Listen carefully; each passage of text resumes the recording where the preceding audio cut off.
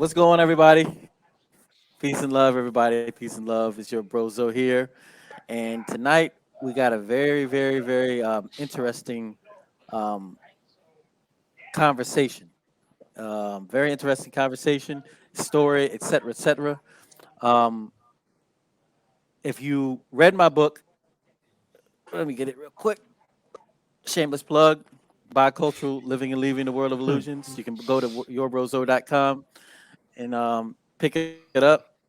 If you read the book at the end, I talk about how my brother got a kidney disease. One had his long-term friends helped him out, gave him his kidney. Well, you look at them both right now. Okay, that's Ronnie Kenyatta and Liam. And before I go forward, I want to go ahead and please ask you to subscribe and like and even share this video to your people because it's a very inspiring story. You know, I witnessed the whole thing, and that's it for now because I really want to get into them. I'm going to let both of them introduce themselves, what they do, et cetera, who they are. And go ahead, Kenny. You're the oldest, I think. So go ahead. You got the floor. All right, y'all. First of all, thanks for having me. Thanks for having us. And I'm looking forward to sharing this story with you guys. So my name is Ronnie Kenyatta. I am down here in ATL, Georgia. I am a performance enhancement coach. In other words, I train athletes. I did that within the New York Mets organization for 12 years, and that's pretty much where all this started. Um, that's why I was diagnosed with the kidney disease we're going to talk about tonight. And 17 years later, you know, Liam. Well, y'all will find out the story, but that's how it goes. Like I said, down here in Atlanta, training athletes, feeling like I've never felt in my life. Prior to the whole the dialysis, the transplant, prior to the transplant, the whole process, never felt this good. So definitely blessed and looking forward to sharing this story with others tonight, and hopefully we can, make a difference with some folks. That's all I got, Liam. Right on, Kenny. All right. Um, Go ahead, Liam. thanks, Joe. First of all, appreciate Joe Yourbrozo having us on. You're doing great work. Keep it up. Hmm. Spreading knowledge, expanding Appreciate you, people's sir. minds. It's good work. So I'm Liam. I'm other side of the country, up in Portland, Oregon, and I just run a little restaurant up here, grass-fed burgers. Trying to feed people healthy food so they can take care of themselves and their families. Got a great wife and two adult boys that are now both over 18. So I guess technically we're kind of like empty nesters and finding that next stage of life. And it's just so great, Kenny, to hear you say that you feel better than you felt in a long time. So I know you've been doing good. That's just, man, that's the best. I can't tell you. So, yeah, that's me. I've been doing a lot of inner work over these past 2 years, as I'm sure a lot of us have, and been finding a lot about myself. And it turns out that the whole journey with Kenny was the start of kind of a rebirth for me too. So it's been quite a blessing as well for me. Mm, Awesome, awesome. that's heavy.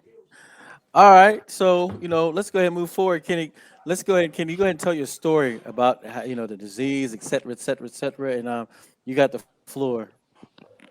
All right, so like I said, it all started when I was working with the Mets. It was 2000. It was my second spring. It was the off season before my second spring training. Everything's going well, nothing unusual. Wake up one morning, my left leg is huge. So I don't know what's going on. I go to the doctor. I'll never forget I can't picture the lady's face, but I can picture her reaction. I told her my urine was foamy like a beer foamy, and my left leg was huge. She had this face like of fear, like it's like the role has been reversed. She was the patient, and I was the nurse in that case, because she had this doomsday look on her face, and I'll never forget it. And that started the whole process. That's when I was diagnosed. had the kidney biopsy, found out it was FSGS, focal segmental glomerular sclerosis. And just for if some of you, most of you probably aren't familiar with that, you might be familiar with Alonzo Mourning, right? Alonzo Mourning, he had the kidney disease he came out with back in the when was back in well it had to be the 2000s. It's the same disease he had, and I think didn't Sean Elliott had it too, right, Liam? Yeah. Yeah, Sean Elliott had it as well. But basically, what it is scar tissue builds up in the filtration agents of the kidney, and your kidney just can no longer filter. Can longer filter properly.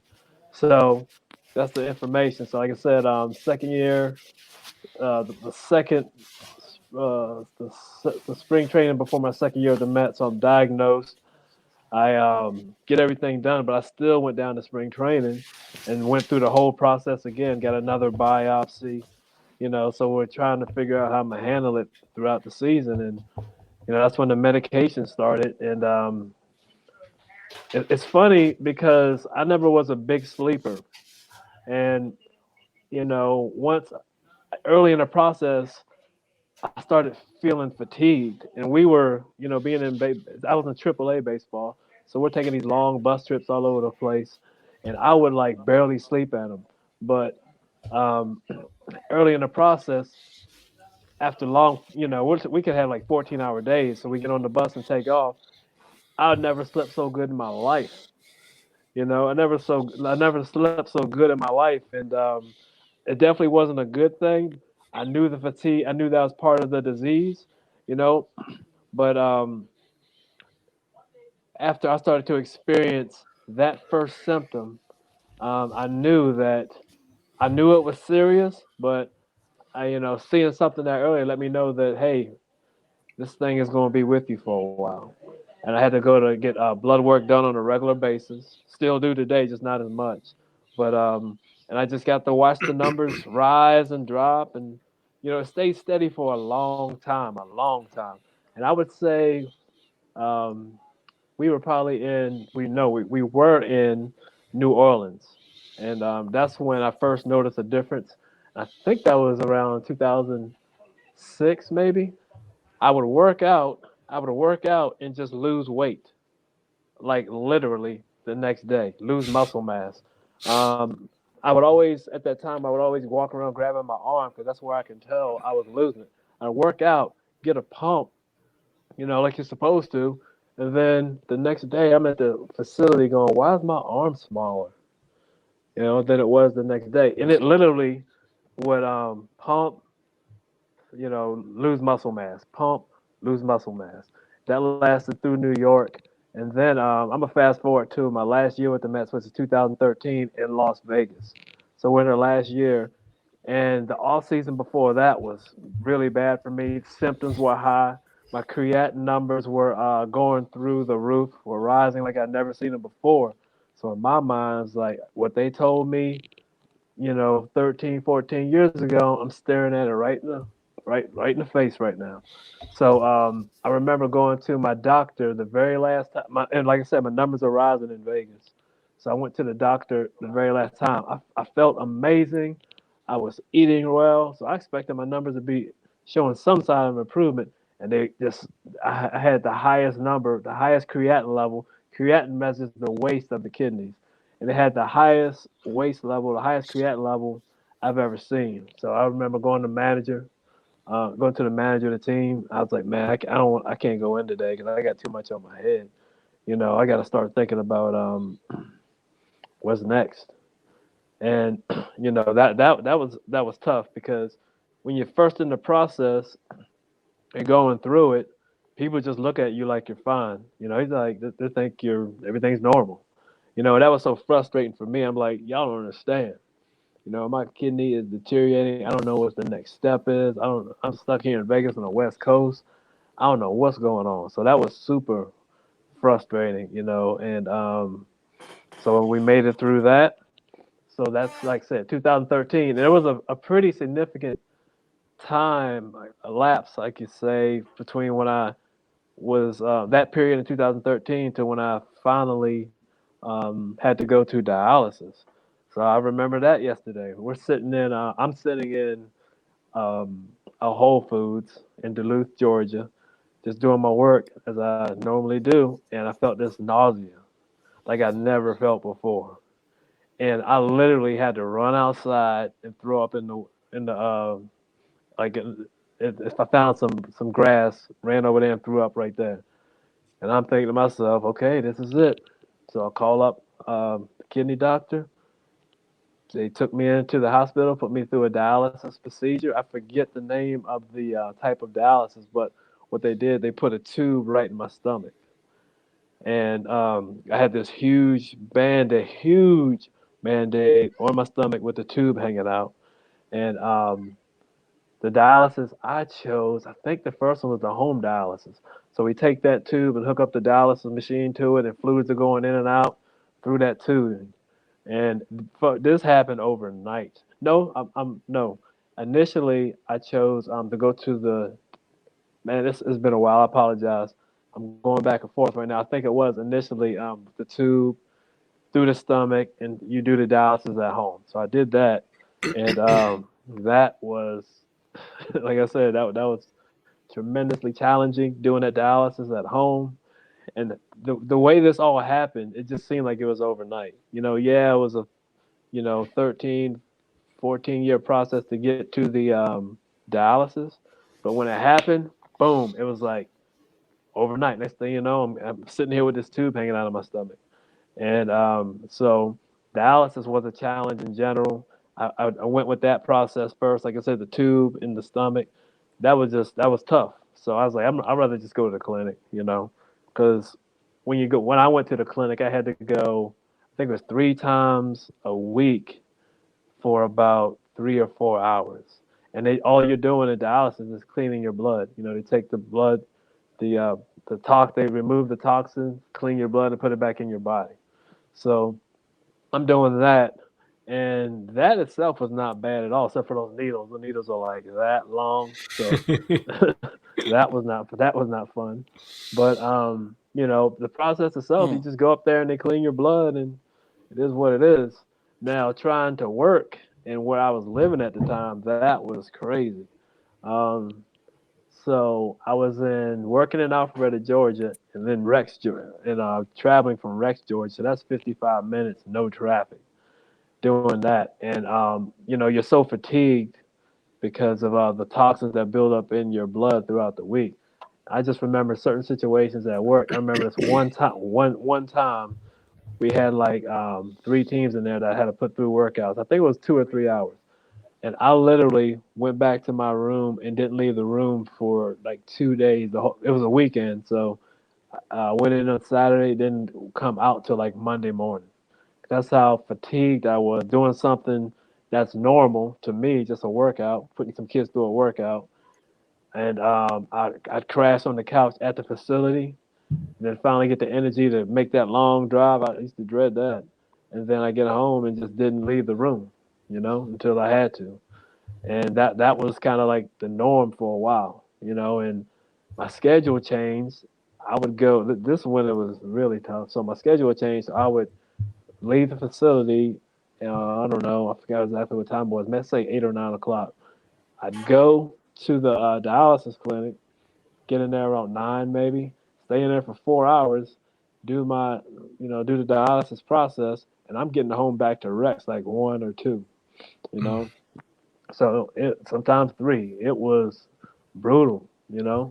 And mentally it just I'm starts messing with you. You know, and it was just tough.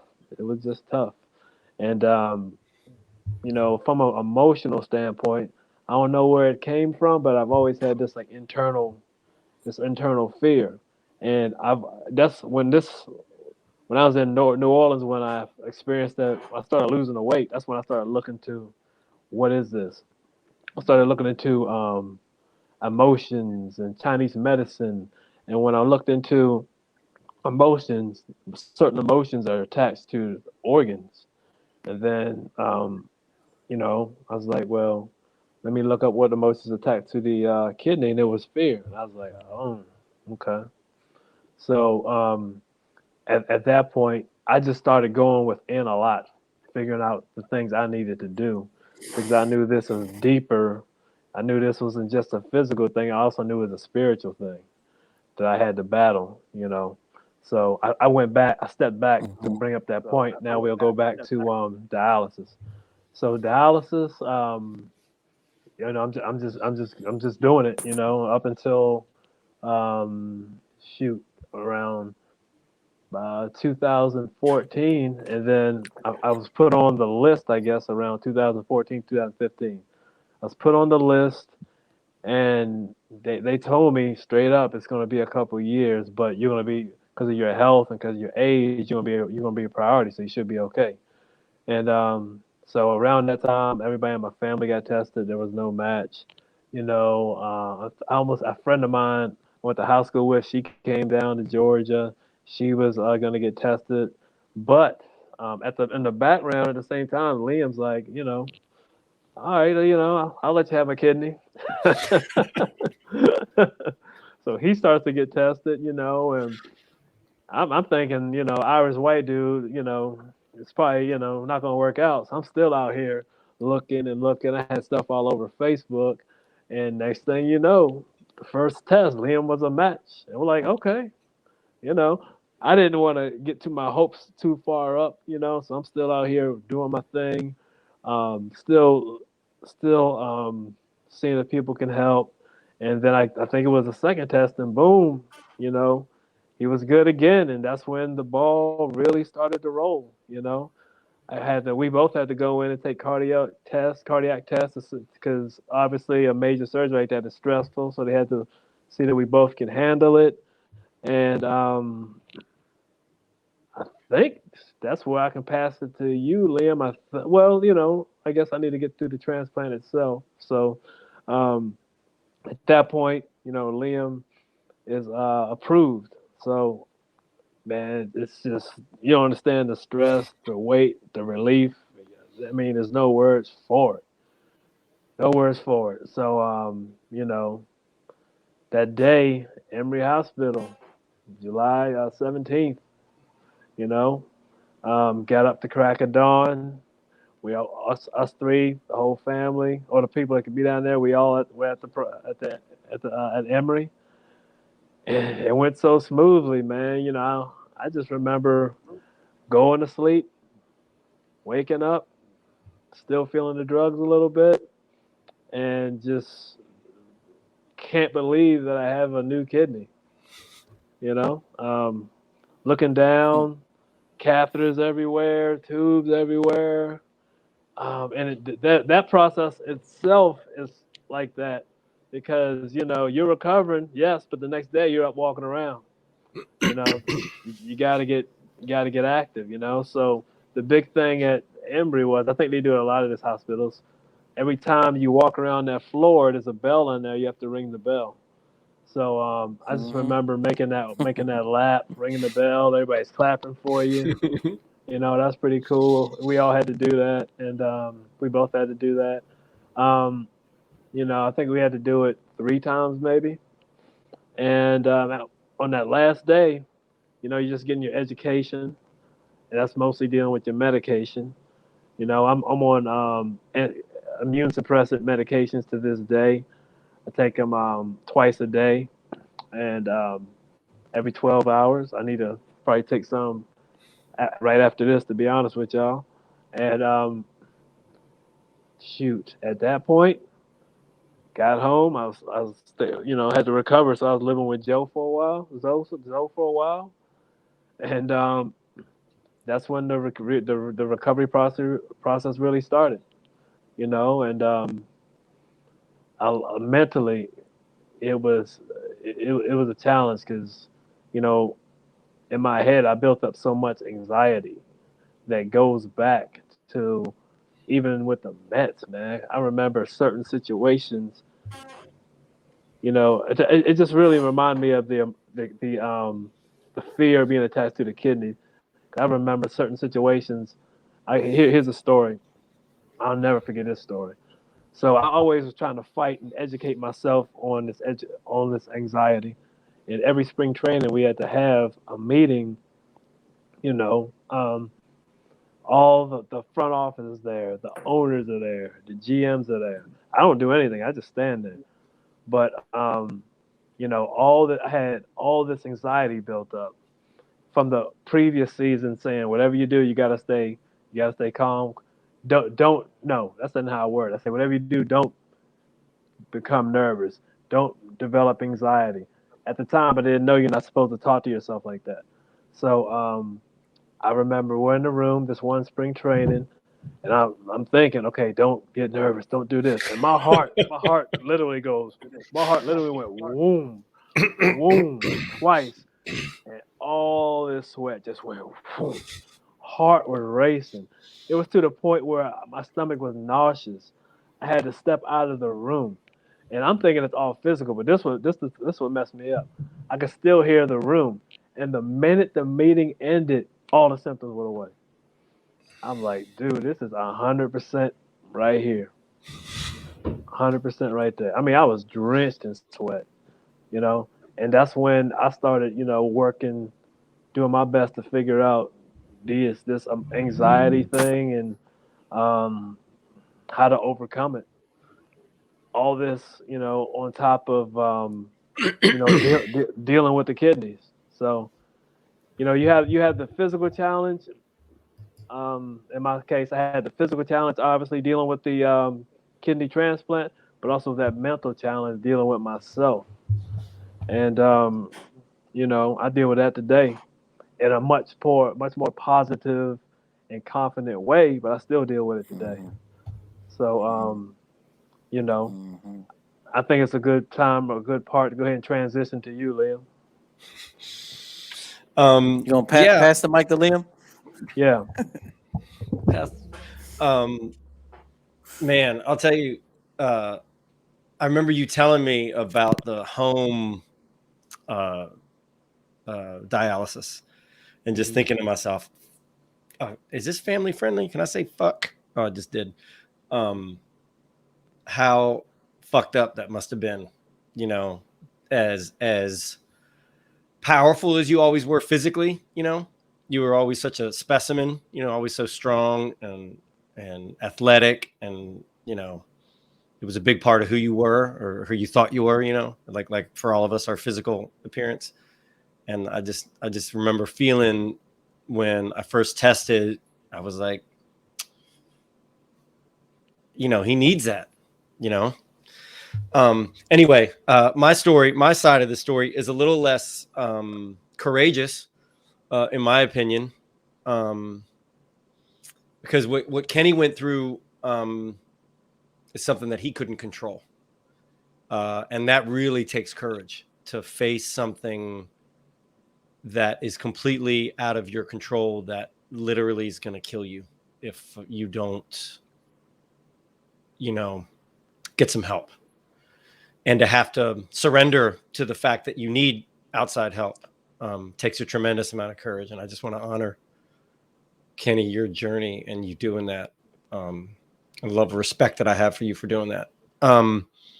So what happened with me was my friend Kenny, who I've known since um, grade school, when we lived in Cheverly, Maryland. Shout out to the 202. Y'all know who you are.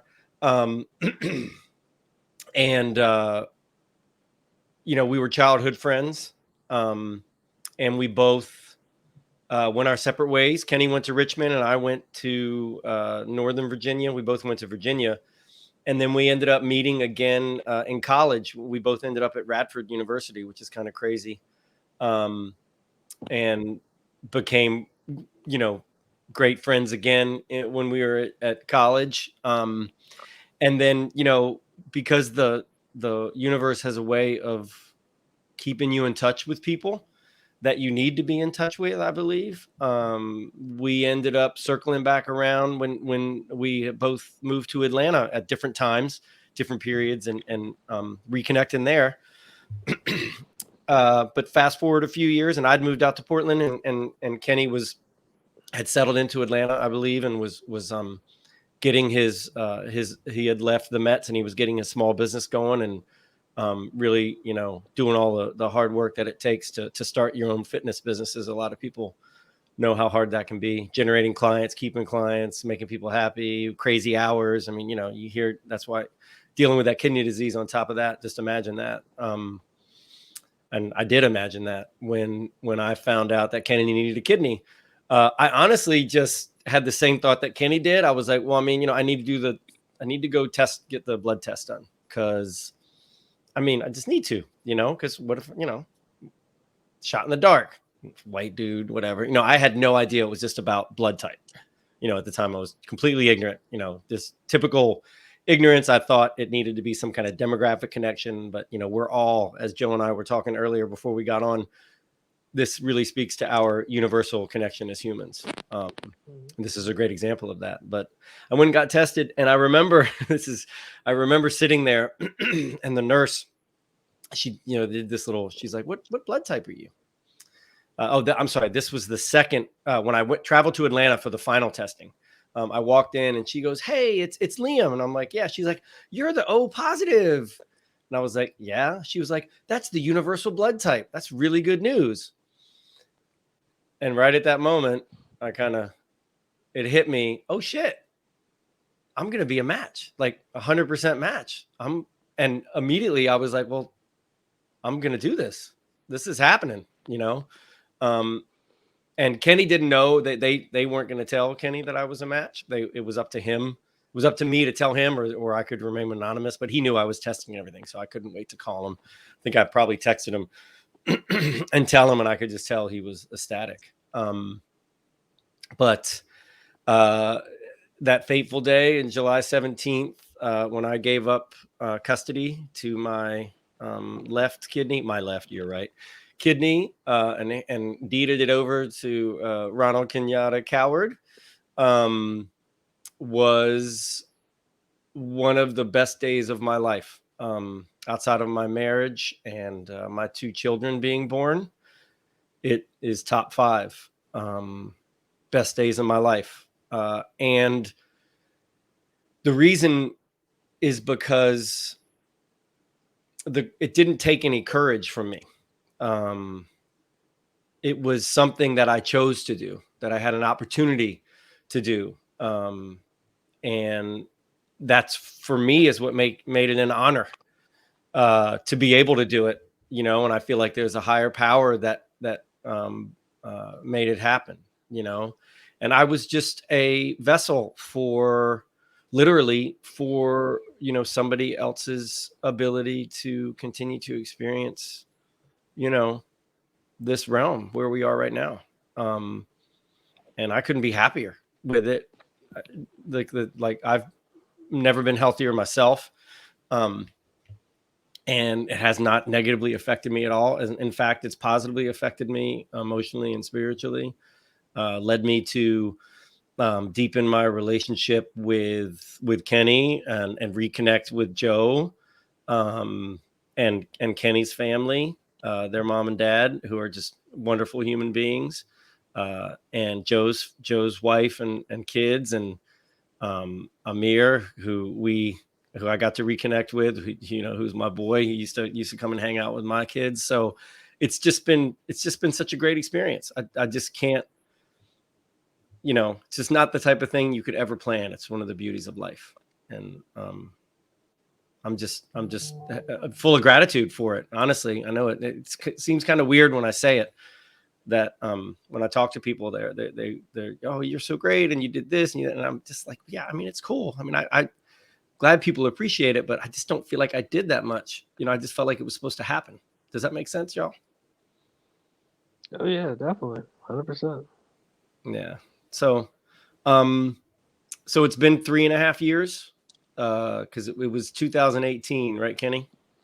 Yes. Yeah. So, and Kenny's doing great. I hear they're doing pig kidneys now, Kenny. So I don't know. Yeah, I know you don't eat bacon. So wait, you off bacon, right? Yeah. So I don't think you can do pig kidney, bro. So yeah. I saw that the other day. Not I surprising. mean, that's some shit. You know, they're doing their, they gonna do what they gonna do, ain't Yeah, they? that's what I'm We know saying. that. Surprising, but not surprising. Unbelievable, but believable. Right on. Yeah. Yeah. They just did they did the pig kidneys, and they did didn't they do a I thought they did a pig heart too. I think they did. But That's the one I the pig, saw. That's the one they I have saw. to, Yeah. yeah, they just did two pig kidneys into one Mm-hmm. person like Mm-hmm. yesterday. Mm-hmm. But they have to genetically modify the pigs before they can do it. Mm-hmm. So yeah. I'm glad you got mine before that shit went Yeah, down. I'll say no that. question, no question. Yeah, but yeah, it's definitely something that we were both vessels, man. Because this has affected many people around us. Like you mentioned earlier, family, friends. Um, I've received the little documentary we put together way back when. Occasionally, I still get comments about that over on that YouTube channel.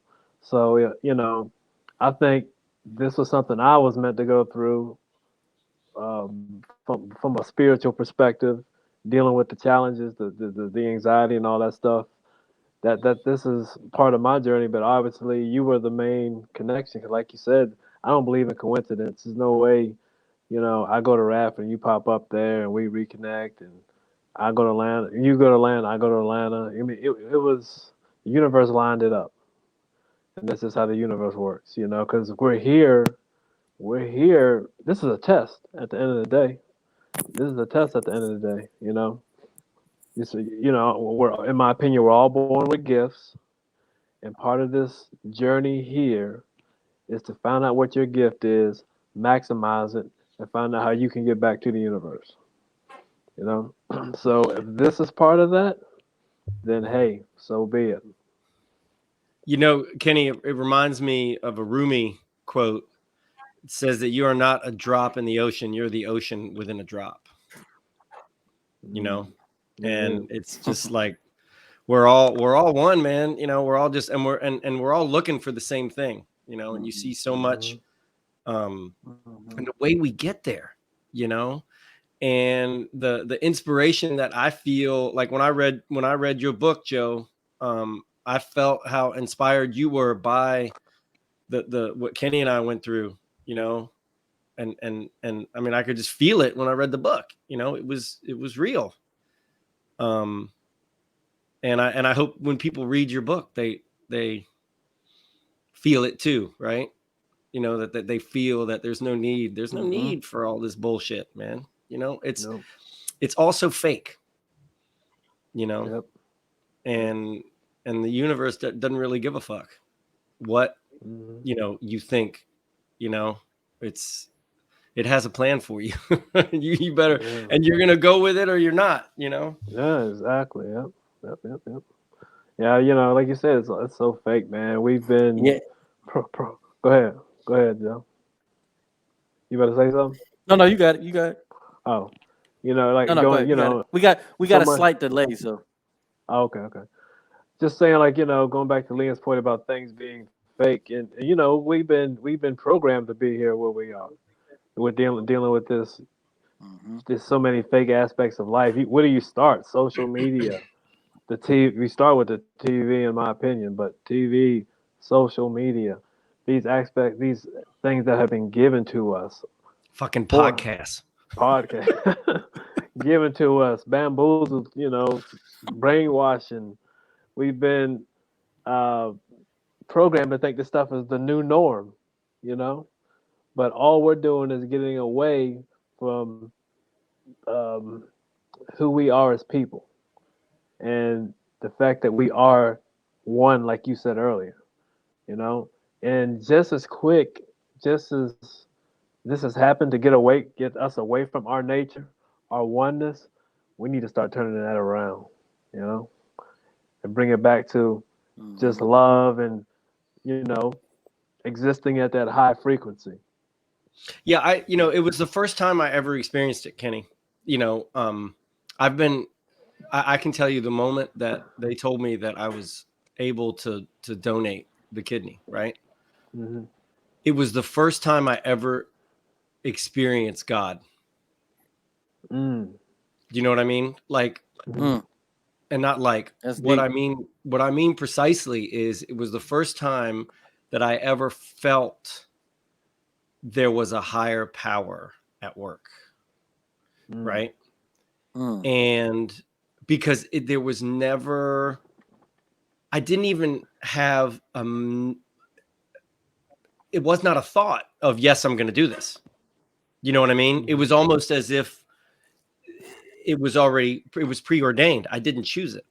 It had already been chosen, you know?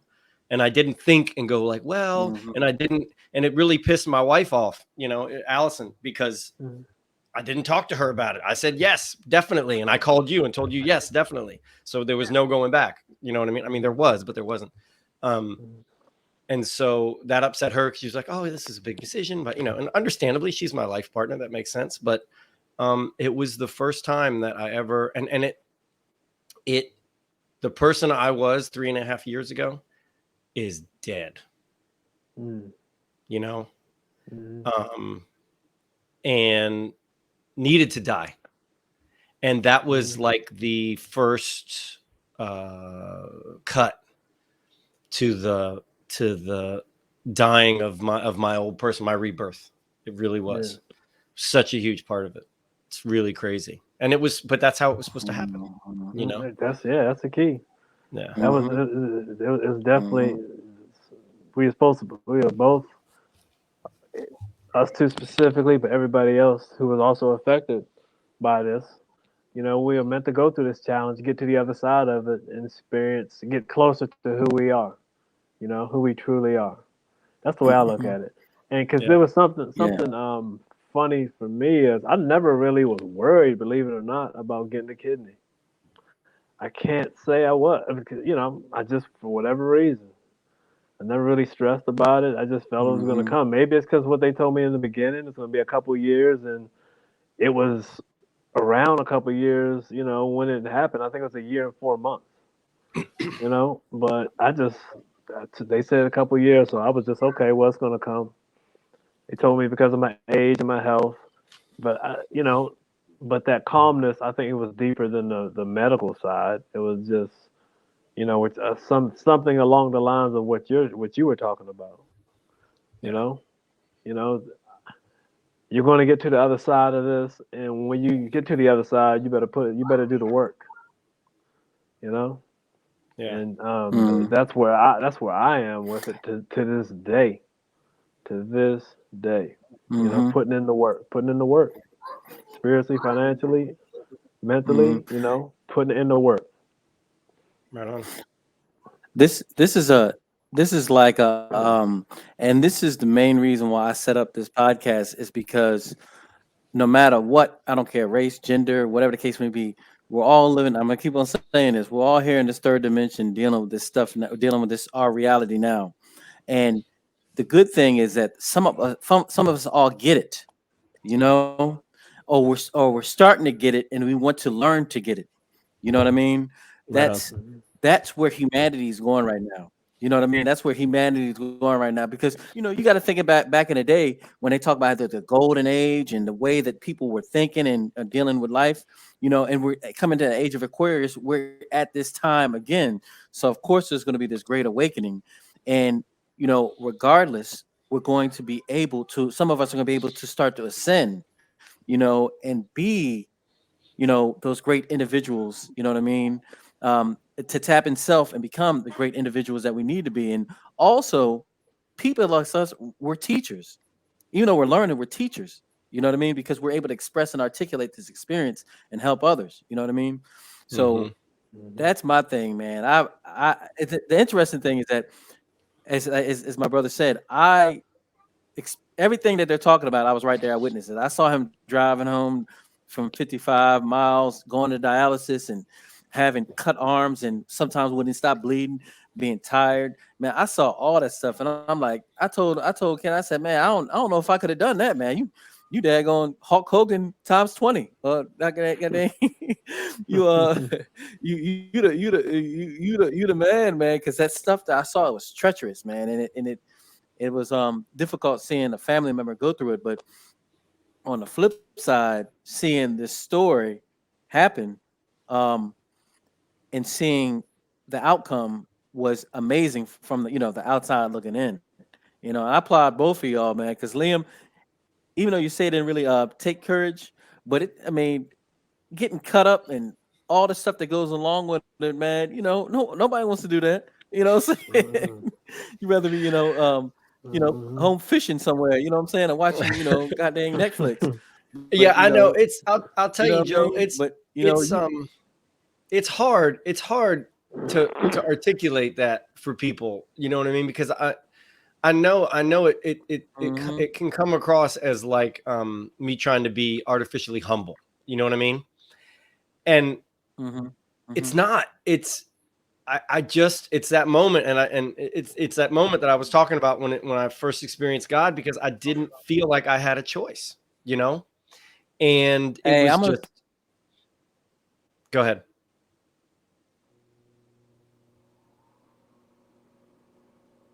Hello? It seemed like Joe dropped off. Yeah, I think he did. Well, I'll keep talking. Yeah, I This did. All right. Go, okay. keep going. Go ahead. um, that moment, uh, since I felt like it was out of my control, I don't feel like I really made the choice. I felt like the choice was made for me. So the courage definitely was there, physically and emotionally, to go through the surgery and the recovery and to be able to do it. But making the choice itself was almost automatic, if that makes sense, and felt preordained. Yeah, yeah. No, I totally get it. I totally get it. That's why when you say it, I mean, it's like when you talk about it from that perspective, I get it because the courage that Joe and everybody tells me that I displayed, I was just going through it. That's how I look at it. I Yeah. was just going through it. I just wanted to Mm-hmm. do what I had to do to get to the other side, and that, going to dialysis at 1 in the morning, 8 or 9, and getting home at 1, and then getting up and going back to work and all that stuff. And to me, that was just part of it. So I definitely can see your Mm-hmm. mindset with that. When you're in it, you're in it. You know. Yeah. Yeah. Mm-hmm. Well, let me ask this question, and I'll let you both answer it. I guess Kenny, go ahead. So, how did this change your life once after you got the kidney transplant? Can you kind of walk through, the major changes that happened once you got it? Um, a lot of it was people telling me because again, going back to um, being in it, you don't notice. But think the biggest thing was the energy. I felt the energy the next day. I felt a Mm, warmth in my body that day. It was like mm, it's like the coldness that was in my body it went from my feet all the way up, like right away. That's the thing that stuck out for me. I physically felt mm, it from that way, like right away, but the energy was like it was restored. It's like somebody plugged in a battery. I mean, it was mm-hmm, literally, you know, changed that quickly. And but yeah. going back to the anxiety thing, it took that to the highest point. And like I said, this is why this is part of my battle or journey while I'm here. The anxiety thing, because it took it to the highest point. I'm sitting here, okay, okay, I'm healthy. Now I got to figure out how to make some money. So I had all these ideas. When it's time to execute, that anxiety was like, boom. Why is somebody gonna listen to you? Why are you gonna do this? You know, are you haven't worked with people at a high level for X amount of years? You have no confidence. That was just the pinnacle to all that.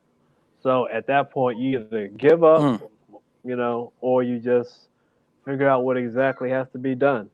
And that battle was going on, but I'd say 2019 is when I started to get over the hump, I guess, from the anxiety perspective. I started coming up with um, a plan from a business standpoint, but also developing that spiritual that spiritual game plan that, so many people I work with, Priestess Amon, well, Priestess, she's the one that I think really got me going in the right direction.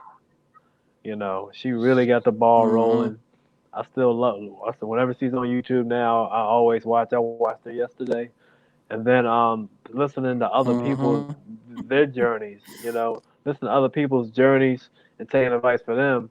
Something I do now for my man Walter. He's in Colorado now, just killing it with his business. He does stress management. He's actually killing it in Colorado. And he told me he's like, yeah, I read the Bible every day. I just go over Proverbs, and I don't really read it for understanding. I read it for wisdom. And I stepped back and said, I don't read it for understanding. I read it for wisdom. It's like, all right, let me check this out. And that's all you get in Proverbs, straight wisdom, life knowledge. Mm-hmm. Yep. You can Mm-hmm. every verse you can relate it to something. You know, and Mm-hmm. that's that's where I am now. But it changed. Going back to physical changes, my skin changed. That's the thing. People always talk to me about. Because I guess I can't remember the reasoning. They told me, but I can't recall it right now. But I was a lot darker, and like like this dark or this dark, and and the brown tone that I have now was eventually restored. And that's what I really noticed just looking at the mirror, and my weight fluctuated big time.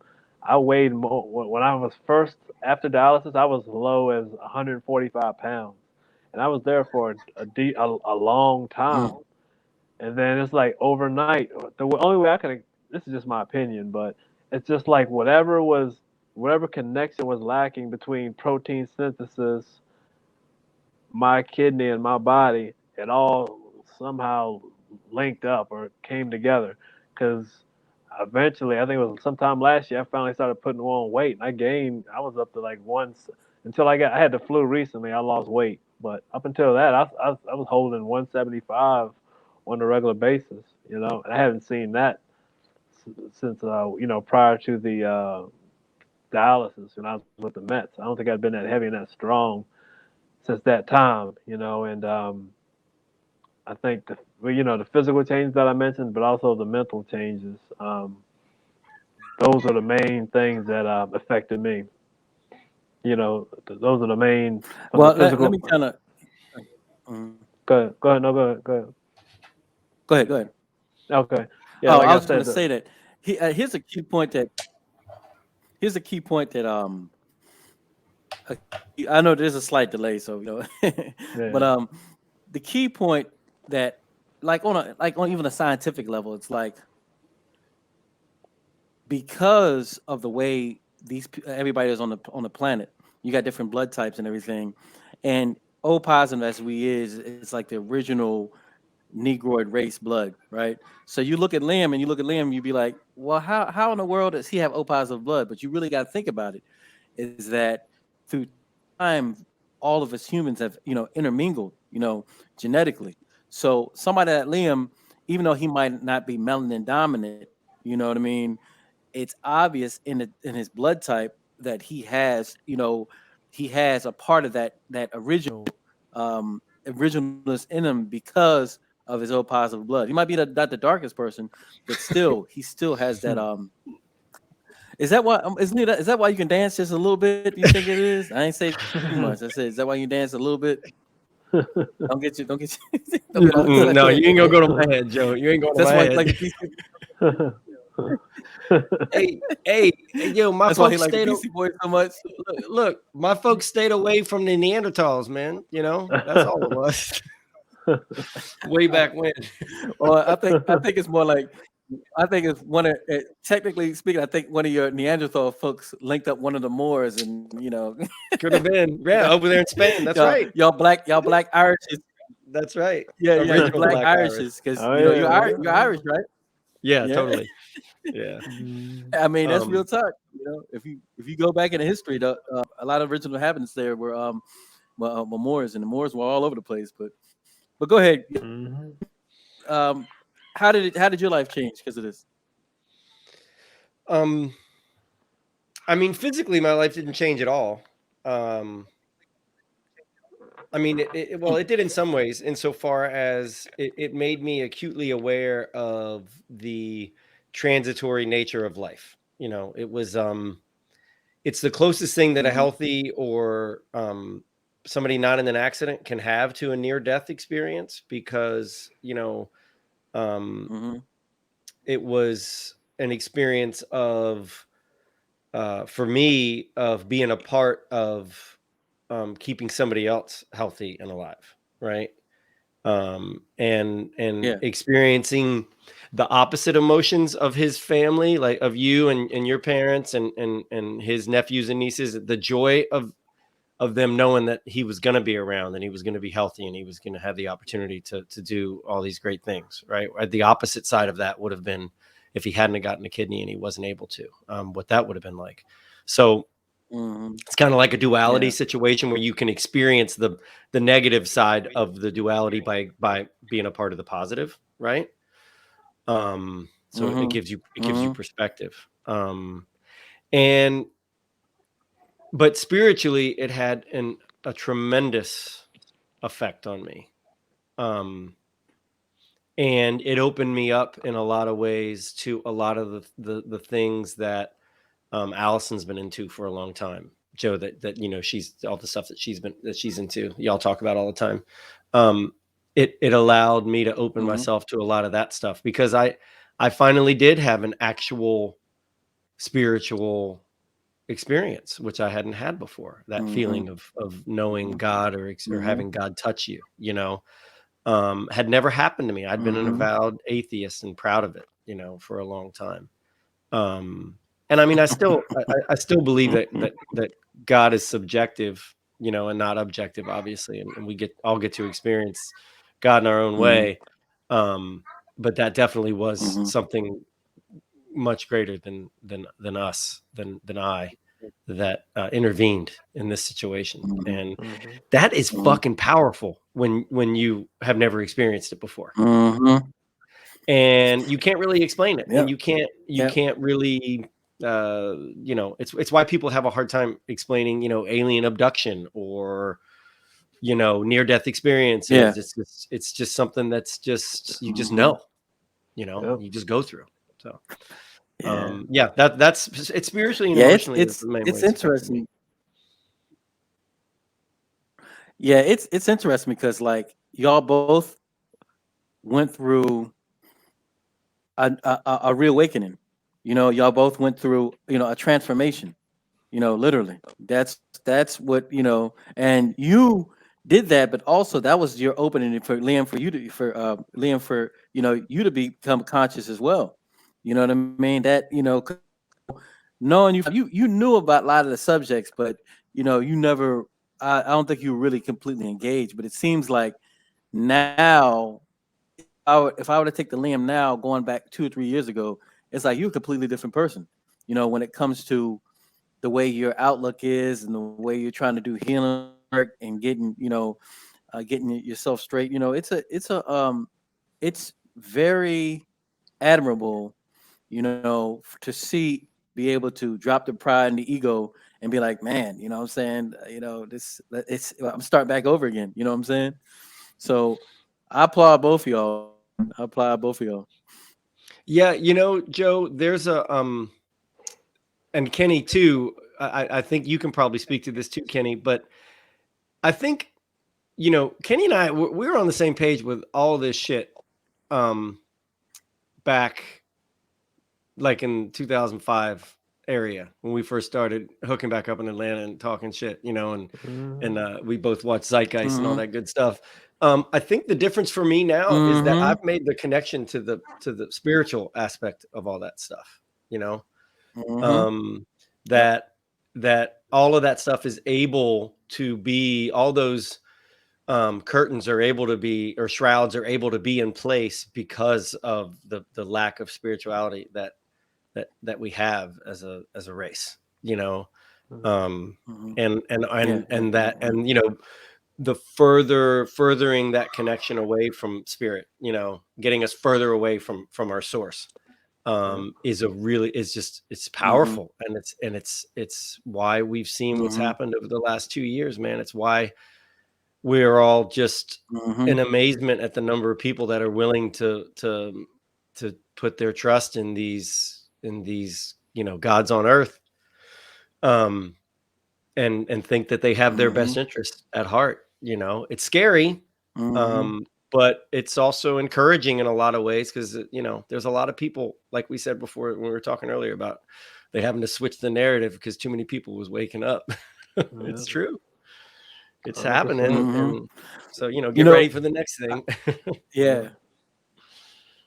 You want me to tell you something that's Yeah. funny? I was watching, I was looking at YouTube, and if you noticed on YouTube, they had these little clips that always talk about, oh, I'm gonna call it the heebie-jeebies. They always talk about the heebie-jeebies count and all this kind of stuff. They all have all these different articles and videos about the heebie-jeebies, right?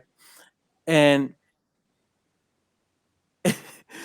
I, what if a lot of these videos that were posted about Fauci and Biden, all this kind of stuff, if you look at the like and dislikes, the numbers were completely like the dislikes were like at 40, 50,000, and the likes were like at 800. You know what I'm saying? Hmm. And now when you look at it, they don't have the numbers anymore. You just They see got rid of like it. and dislike Yeah.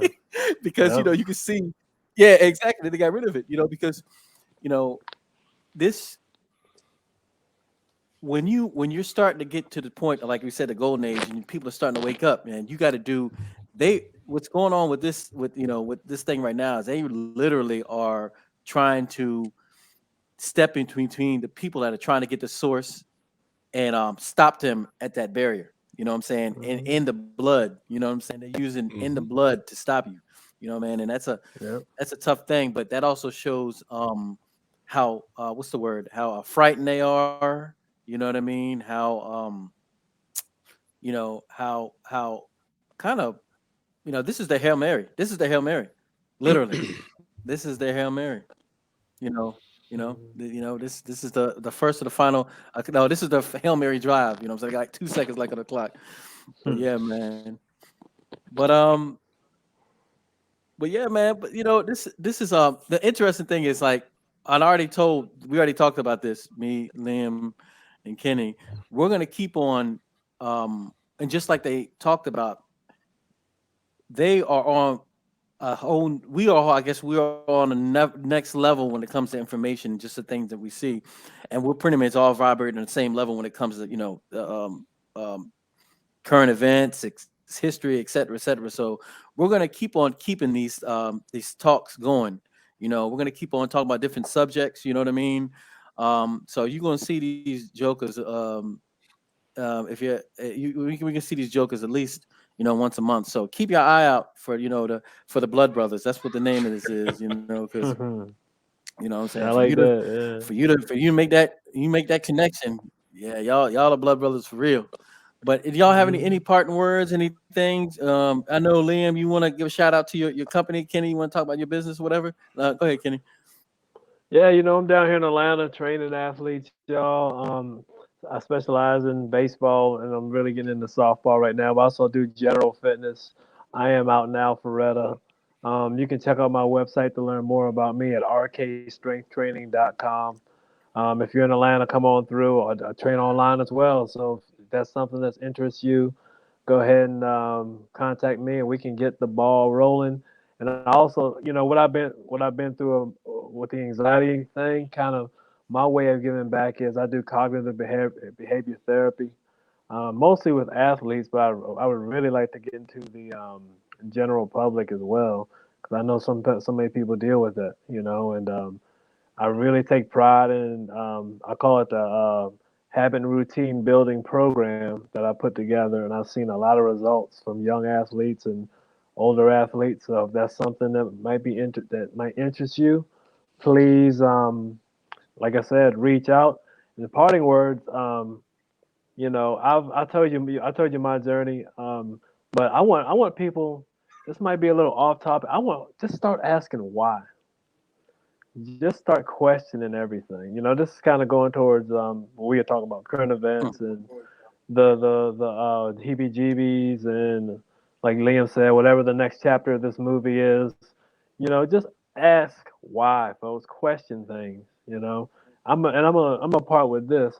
When this whole heebie-jeebie thing started, I remember watching the death count on the you know, on CNN. I'm like, okay, because I wasn't buying it from day one anyway. You know, the way it was pushed on us and start, you know, calling people names if they're not, you know, into it or whatever, the heebie-jeebies. But my thing is, you have these death counts. Okay, so why can't we look at the people that are surviving? You know, why can't we just see the other side? Because that's what life is all about. But in this certain situation, the only thing that matters is cases and death. I don't even know if it's cases at that time. I think it was just straight death counts, literal death counts on CNN. That sounds like a horror movie. Hmm. You know what I mean? So my thing Yeah. is, folks, my thing, folks, question everything, ask why, because there's gonna be a lot of whys coming down the pipe. You better be, you know, like I said, Hmm. whatever the next move is, it's gonna be a next move coming. You know, you might be looking at ET, you Hmm. might be looking at The fake ass ET. yeah, fake ET, you might see Jesus and Uh, all of them in the sky. You know, just folks question things and ask why, and going back to the original topic, you know, how this affected me spiritually. Find out why you're here, you know, find out why you're here and find out your mission in life and maximize the time that you are here. I think I am with that. mhm. All right, Liam. Thank you, Kenny. That's inspiring, brother. Um, I'll jump right on what Kenny said. And I would say that well, yeah. So I got a restaurant up in Portland. You know, it's Dick's Primal Burger. Um, Portland is everything that you think that it is and more. It's just as bad as everybody says it is, and it's way better than everybody thinks it is. So it's a like every place. It's wild. Kenny and Joe have both been visited out here. You know, Kenny was just here not too long ago, thanks to Joe's buddies Miles. Mm. But so whatever, come to my restaurant. That's awesome. But um, the what Kenny just said about finding yourself. The one thing that I would hope people could get out of this is if they could look outside themselves of what they think, what they've been told their label is, you know, whether you think you are, you know, because you can think that you're black and you can think that you're white and you can think that you're Hispanic or whatever label I want to put on you, but that's not who you are. It's not required for you to honor your ancestors. It doesn't matter what race or religion your ancestors were. You should just honor your ancestors because you wouldn't be here without them. It doesn't matter where they came from. It's important to highlight the lies that have been told about your ancestors. Um, and it's important to speak truth to how they use those lies to manipulate us today. You know, and it's happened to every original group that was ever brought into civilization. And, you know, we all know that's where civilization started. It wasn't in the Middle East, Joe. Um, you need to do a podcast about that. Um, so, Oh as yeah. Kenny said, question it all. Question who you think you are and why you think you're here, and you will get some great answers. You know, and I since my birthday this year, October 15th, 2021, I've just done a 10 to 15 minute meditation every morning, and it's been life changing. You know, it's hard. It's been hard a few days, you know, when you're not into it or whatever, but um, it's done wonders for my, you know, mental health. And I would recommend if you can try and get into some kind of a practice, like Kenny said, that is a routine and that is yours, and that you are able to hold yourself accountable to as a free human. and you will become a better free human, in my opinion. So Yes. that's it. And thank you, Joe. Nice work. You know, it's interesting. You said, You're doing good Mhm. shit. Appreciate you, man. Yeah, it's interesting, man. You just said about the free human because, like, I hear a lot of people talk about the Matrix and stuff, and like the new Matrix movie, and I saw it, and it's like there's 2 points I got out of that movie, and Doogie Howser said one. I said Doogie Yep. Howser, but I can't. What is it, Neil Patrick Harris? I call him Doogie Howser. Yeah, I grew up Yeah. on him. Yeah. So That's so Doogie, Doogie man. Howser basically, yeah, it's Doogie. So Doogie Howser pretty much said that all you people are pretty much idiots, and you love to be controlled, and and so we'll control you. That was breaking it down, and at the end, Neo and Trinity were like, we want to make this world new, and we're going to show you what free minds can do. You know what I mean? And I don't care about the rest of the movie. Those 2 parts right there, they spoke to me personally. It's just having an audience like that, all those people watching it, and just being able to, you know, just being able to talk about free minds and free humans. You know what I mean? That is so important today. You know what I mean? You're looking at 3 free minds and three humans right now that are just, in their infancy of their greatness. You know what I mean? And we hope you can take that as well. You know what I mean? And you know, I'm going to do my best spread this information. I got a lot of knowledge inside me, but I also have a lot of dope like these 2 brothers right here and sisters as well. They're gonna keep adding on this. So please, as you see at the bottom, I'm going to try to blow this thing up, man. So go to my website. I got my cash up there, YBZLLC. Please donate because I'm gonna take this thing to the whole new level.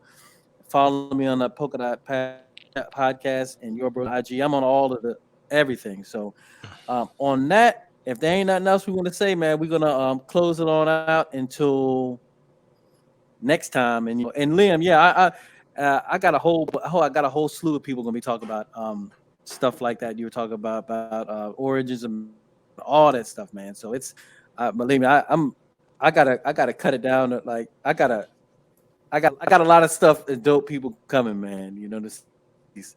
So and that did you all before you go real quick? Do y'all want to put your information in the link so the folks can see it real quick? I'm good. Because this is gonna be replayed, like your website or whatever. You good?